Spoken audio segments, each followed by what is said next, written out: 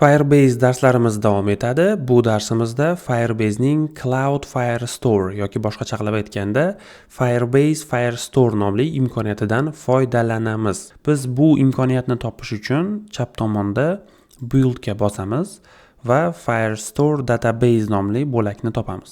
Mana shu yerga kirganimizda bizda o'ng tomonda oyna ochiladi va bu yerda Cloud Firestore Real-time updates, powerful queries and automatic scaling deyapti. Ya'ni avtomatik ravishda kengayish, kuchli so'rovlar va real-time ma'lumotlar almashinuvini taklif qilyapti.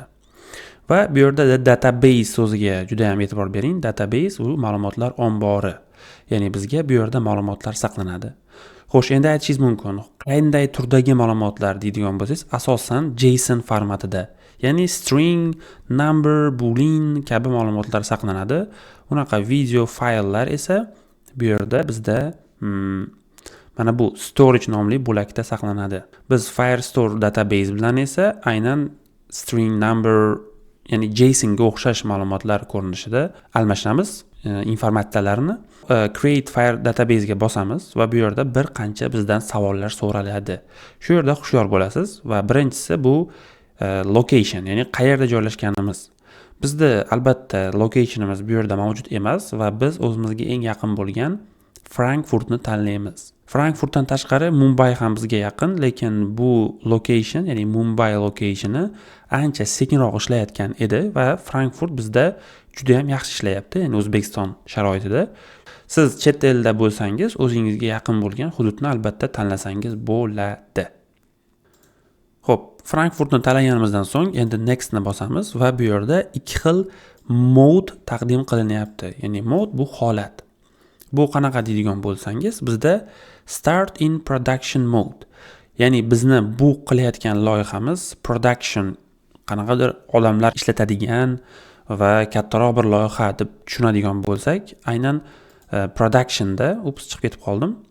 Xo'p, Frankfurtni qayta tanlayman. Next. Ya'ni productionda biz kattaroq loyihalarni real holatda ishlatish uchun production modeni tanlaymiz. Lekin siz test modeni tanlasangiz, bu bizda aynan mana shu sanada o'chib ketadi. Ya'ni 24-yil 9-dekabrda o'chib ketadi. Ya'ni bu taxminan 1 oy uchun, mana 30 kun uchun mo'ljallangan bo'ladi va siz 30 kun ichida buni test qilib ko'rib, keyinchalik productionga o'zgartirib qo'ysangiz ham bo'ladi yoki bo'lmasam 30 kun ichida bu avtomatik o'chib ketadi. Sizga joyizni bo'shatib qo'yadi. Ya'ni oddiy qilib aytganda Firebase ham o'z aslida pulli. Ya'ni biz uni tekin qismini ishlatyapmiz. Mana bu yerda hozircha no cost deyapti. Hech qanaqa pul talab qilgani yo'q, lekin kattalashib ketadigan bo'lsa ma'lumotlar, unda pul so'raydi. Shuning uchun 1 oy davomida ishlatib, keyinchalik o'chib ketishini ta'minlaydi, aynan test mode. Demak, men test qilayotganim uchun, loyiham ham o'zi test bo'lgani uchun test modeni tanlab create ni bosaman. Bu yerda biroz vaqt talab qiladi va kutib turamiz aynan mana shu jarayon yakunlanishini. Jarayon yakunlangandan so'ng bizda Cloud Firestore nomli imkoniyat ishga tushdi va bu yerda biz mana shu ko'rinishga ega bo'lamiz. Xo'p, tepada biz data bo'limidamiz, ya'ni ma'lumotlar bo'limidamiz. Undan keyin bizda rules bo'limi keladi, ya'ni qoidalar. Undan so'ng indexes, ya'ni turli xil filtrlarni amalga oshirish mumkin bu yerda va disaster recovery, ya'ni qanaqadir tiklash jarayoni. Bu yerga biz hozircha kirmaymiz, bu yangi ekan.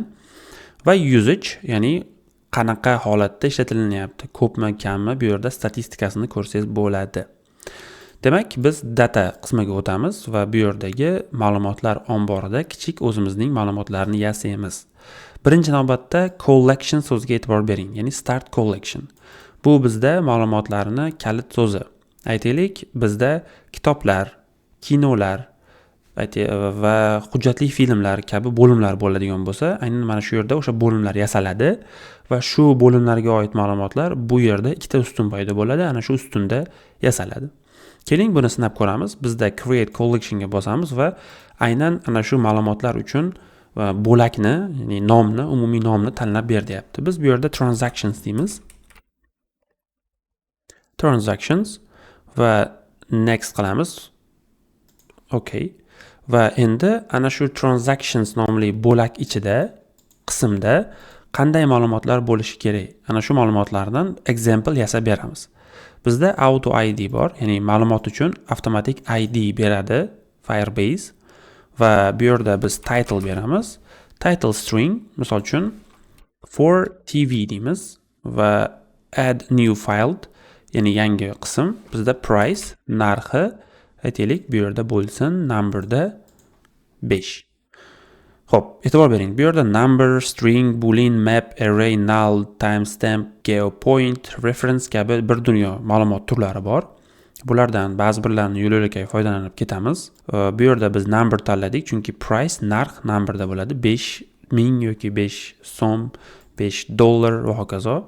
Va buni save qilamiz. Save qilganimizda transactions nomli collection paydo bo'ldi va collectionning dokumenti bitta va u dokumentni price hamda title nomli ikkita qiymati bor. Ya'ni bu aynan mana shu ma'lumotning ID'si hisoblanadi. Siz yana dokument qo'shmoqchi bo'lsangiz, unda mana bu yerda buni bosasiz va auto ID berib, buni Firebase beryapti o'zi va bu yerda title, misol uchun books, kitoblar uchun add, hop, aytishingiz mumkin file'ga price va number tanlanadi. Kitoblar uchun 70 sarfladim. 70 dollar misol uchun va save. Bizda mana shu ID bilan bu ma'lumot saqlandi. Bu yerda e'tibor bersangiz type number, bu yerda esa title book, ya'ni string.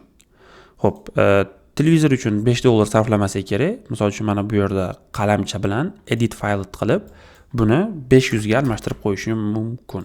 Update va 500 ga aylandi.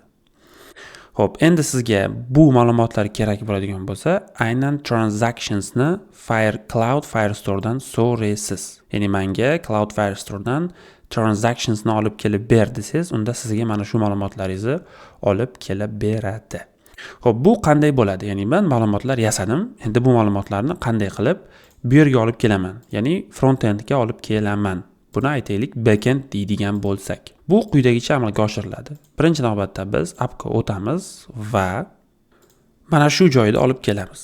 Xo'p, olib kelishdan oldin keling Cloud Firestore'dan qanday qilib collection olib kelish kerakligini Google dan so'raymiz. Demak, Cloud Firestore get collection deb kalit so'zlarni yozib enterni bosaman va bizda get data with Cloud Firestore nomli bo'lim chiqyapti. Aynan bu Firebase ning o'zi official dokumentatsiyasi.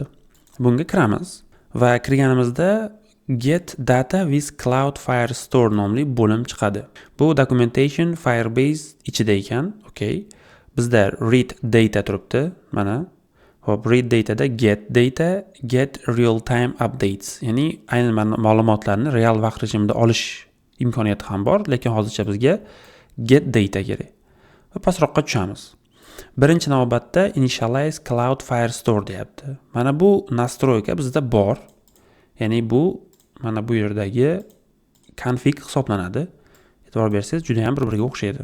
Chunki bizda initialize app bu yerda ham bor, mana bu yerda ham bor va hokazo. Endi bizdan so'ralayotgan narsa Firebase Firestore'dan get Firestore nomli funksiyani chaqirish. Okay, buni chaqiramiz. Demak, bu yerda biz import from Firebase/Firestore'dan so'ralayapti get Firestore'ni olish. Mana bu kommentlar menga yoqmadi. Ularni olib tashlab turaman. Okay. Va mana biz funksiyani olib keldik, aytganidek. Mana shu yerda aytilganidek. Xo'p, keyin pastda mana bu o'zgaruvchini ochib, unga get Firestore'ga mana bu appni berib qo'yish aytilyapti. Bizda app ham bor, mana. Demak, biz bu yerda database, ya'ni ma'lumotlar omborini database deb DB deb atayapmiz. Demak, DB ga biz teng deymiz get Firestore va buning ichida biz appni berib qo'yamiz. Xo'p, mana shu yerda aytilgan ishni biz bajardik. Demak, Cloud Firestore'da initialize qildik. Endi nima uchun mana bu yerda DB olib kelindi? O'zi bu nimaga kerak desangiz, siz aynan mana shu Cloud Firestore'dan nimadir olib kelmoqchi bo'lsangiz, mana shu yerdan nimadir olib kelmoqchi bo'lsangiz, sizga doim DB nomli mana shu get Firestore nomli funksiya doim kerak bo'ladi. Ya'ni bu yerda komponentlar ichida siz ma'lumot olib kelmoqchisiz backenddan, ya'ni Cloud Firestore'dan. Demak, sizga aynan DB doim kerak bo'ladi. Xo'p, dbni olib keldik. Endi keyingi ishimiz nima bo'ladi? Pastroqqa tushaman. Bu yerda bizda example data deyapti, ya'ni ma'lumotlar uchun example. Biz o'zimizning ma'lumotlarimizni yasab bo'lganmiz. Pastroqqa tushamiz va bu yerda get a document, ya'ni bitta dokumentni olish. Yo'q, menga bitta dokument kerak emas, menga barchasi kerak. Mana bu yerdagi barchasi kerak. Xo'p, pastroqqa tushamiz. Xo'sh, bu yerda custom objects bu bizga kerak emas. Xo'p, get multiple documents from collection. Ya'ni mana bu collectiondan bir nechta, deylik mana bu yerda 20 ta ma'lumot turgan bo'lsa, shundan 8 ta maxsus 8 tasini tanlab olish. Yo'q, bizga 8 ta maxsusini emas, bu ham kerak bo'ladi, faqat hozir emas, keyinroq ma'lum birlari kerak. Ya'ni qaysi ma'noda ma'lum bir? Barcha collection ichidagi ma'lumotlar. Ma'lum birlari emas. Mana shu yerda get all documents in a collection deb aytayapti. Ya'ni barcha ma'lumotlarni collectiondan olib kelish. Va biz bu yerda import collection get docs ni ko'rishimiz mumkin. Demak, keling buni kopiya qilaman va appga olib o'tamiz. Appda biz Firebase nomli komment qoldiraman. Bu yerga qaytaman va bizda e'tibor bersangiz await bor. Ya'ni get docs nomli funksiyamiz bu yerda await, ya'ni asinxron ekan va uning ichida collection, mana bu collection hamda qovuslar ichida db hamda cities. Ya'ni bu yerdagi cities bizda mana bu collection nomi hisoblanadi. Bizda transactions bu. Xo'p, bu yerda await ishlata olmaymiz. Ya'ni mana bu yerda await to'g'ridan to'g'ri ishlata olmaymiz. Shuning uchun keling birinchi navbatda use effect ochamiz. Use effectning vazifasi app bir marta ishga tushganda, u ham bir marta ishga tushadi. Nice. Endi bu yerga olib kelib ma'lumotni joylaydigan bo'lsak, ya'ni mana bu qismni kopiya qilib olib keladigan bo'lsak, biz bu yerda olib kela olmaymiz, sababi bu asinxron emas, ya'ni await ishlamay qoladi. Biz mana bu yerga async deb yoza olmaymiz, chunki useEffect ichidagi funksiya async bo'lishi mumkin emas. Shuning uchun keling bu yerda yangi funksiya ochaman. Get documents nomli. Shu yerdagi funksiya nomlariga juda ham e'tibor berish kerak. Bu aynan Firebase'dagi funksiyalarga o'xshab qolmasligi kerak. Ba'zan o'xshab qolsa to'g'rilab ketamiz yo'l-yo'lakay. Va pastda bu get documents ni chaqiramiz. Bo'ldi. Xo'p, endi birinchi navbatda biz query snapshot await get docs collection db cities. Mana shu qismni olamiz. Va bu yerga olib kelib joylaymiz. Bu yerda await bo'lgani uchun mana buni async deb yozib qo'yaman. Tayyor. Endi get docs bizda olib kelindi. Collection bizda olib kelindi. Qayerdan? Firebase Firestore'dan. Yaxshi. db yo'q. db bor bizda, faqat u mana bu yerda. Biz buni export qilishimiz kerak. Va yana endi bemalol mana bu yerdan biz uni import qila olamiz. db Firebase config. Okay. Hop, nima uchun buni biz to'g'ridan to'g'ri mana shu yerda ishlatib ketsak bo'lmasmidi? Bo'lardi. Buning uchun siz aynan mana shu narsani qayta yozishingizga to'g'ri kelardi va bundan ko'ra db ni import qilib qo'ygan bizga ancha qulayroq. Hop, useEffect bizda Firebase import hisoblanmaydi, shuning uchun tepaga olib chiqib qo'yamiz. Bu React import. Okay. Hop, endi bizda query snapshot bor, await get docs bo'lyapti. Bu get docs await yozilgani uchun bu asinxron. Va keling mana shu yerda konsolda query snapshotni chiqaramiz konsolga. Va cities o'rniga aytganimdek mana bu yerdagi transactions ni yozib qo'yamiz. Transactions. Bo'ldi. Va endi konsolni ko'radigan bo'lsak, nima chiqyapti? Hop, konsol bizda query snapshot nomli mana o'zgaruvchi object keldi. Va bu object ichida metadata, query, firestore, snapshot va docs empty size kelyapti. Docs ni ochadigan bo'lsam, bizda array 2 ta, sababi bu yerda ma'lumot 2 ta. Empty false, ya'ni bo'shmi? Yo'q, bo'sh emas. Bizda 2 ta ma'lumot bor, shuning uchun bu false va size 2, ya'ni 2 ta ma'lumot bor. Endi docs ni olish uchun nima qilamiz? Birinchi navbatda xo'sh, bu yerga o'tib biz query snapshot ni query snapshotni e'tibor bersangiz bizda for each qilish mumkin. Ya'ni mana shu kelayotgan ma'lumot o'zi aslida bu object emas, to'g'ridan to'g'ri objektda bo'lmaydi. Bu aynan ma'lum bir turdagi ma'lumot va buning ichida for each nomli bizda imkoniyat ham bor. Ya'ni array metodi ham bor. Xo'p, bu xuddi HTML collection va node listga o'xshab ketadi. Ularda ham aynan array bo'lmagani uchun ham lekin ichida for each bo'lishi mumkin edi. Xuddi shunga o'xshash narsa. Xo'p, demak, for each qilsa bo'ladi.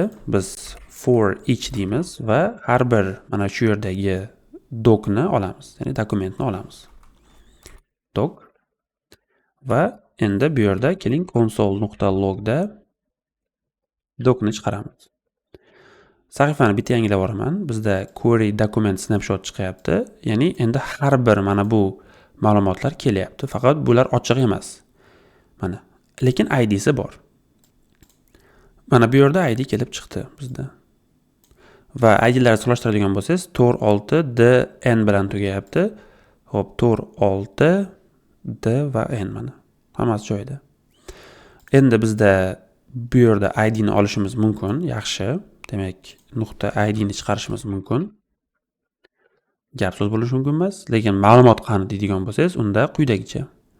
Keling ma'lumotni object ko'rinishida chiqaramiz. Biz buni object deb, ID deb yoniga buni yozib qo'yadigan bo'lsak, mana hozir ID'lar kelib chiqdi. Endi bizga ma'lumot kerak bo'lsa, xo'sh, buning uchun konsolni kopiya qilamiz. Object ochib, bu yerga uni joylab, mana konsolda ma'lumotlar chiqyapti. Uni pastidan yana konsol ochaman. Va bu yerda biz doc.data nomli metodni chaqiramiz. Ya'ni query snapshot bizda Firebase tomonidan array ko'rinishida, array simon nimadir ko'rinishida ma'lumotlar berildi va har bir ma'lumot bizda doc nomli mana bu for each'ning ichidagi o'zgaruvchiga tenglandi. Va biz uning ichidan ID'sini oldik, nuqta qilib va uni bitta obyektga tengladik. Ichiga kirgizib qo'ydik. Ana endi doc nomli aynan mana shu ma'lumotdan, ya'ni obyektdan, buni object desak bo'ladi, nuqta data nomli metodni chaqirib, aynan endi ma'lumotlarga ega bo'lishimiz mumkin. Bu yerda saqlanmagan, saqlab o'tadigan bo'lib, sahifani yangilaydigan bo'lsa, bizga ID kelyapti. Mana title, for TV, price 500 ma'lumotlar keldi. Faqat endi biz ID bilan title'ni bitta qilib olishimiz kerak. Bu obyektligini bildik, chunki mana object va bu objekt bo'lgani uchun mana bu objekt ichiga joylab qo'ysak bo'ladi. Buning uchun biz virgul deymiz, 3 ta nuqta va docni joylaymiz. Yaxshi. Endi natijani ko'radigan bo'lsak, bizda ID va price title, ID, price, title kelyapti. Yaxshi, biz ma'lumotlarni oldik. Ana endi keyingi darsda bularni UI ga chiqarishni ham ko'rib o'tamiz.